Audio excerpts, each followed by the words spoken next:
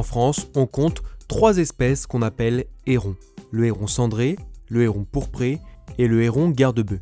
Mais ce dernier sera traité dans l'épisode consacré aux aigrettes car il leur ressemble davantage.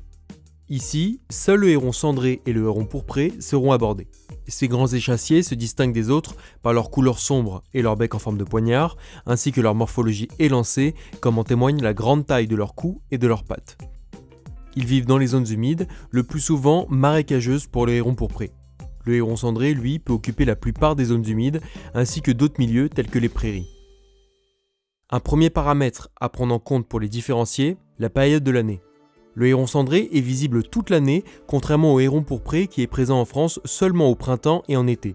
Mais même à cette période, il reste bien moins fréquent que le héron cendré qui est bien plus répandu.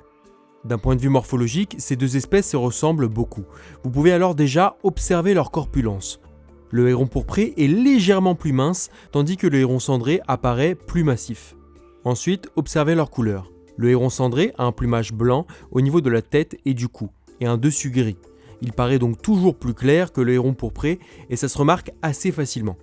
En effet, le héron pourpré a la calotte, c'est-à-dire le sommet de la tête, noir, et un cou brun-roux.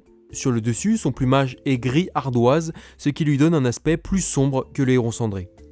Autre différence notable, la forme de leur bec. Celui du héron cendré est épais, comparable à une dague, contrairement au héron pourpré qui possède un bec nettement plus long et fin, à l'image d'une baïonnette. Les individus juvéniles se distinguent des adultes, notamment par la couleur de leur plumage. Chez le héron cendré, le plumage du juvénile est nettement plus grisâtre que celui de l'adulte, ce qui lui donne une apparence légèrement plus sombre et moins contrastée.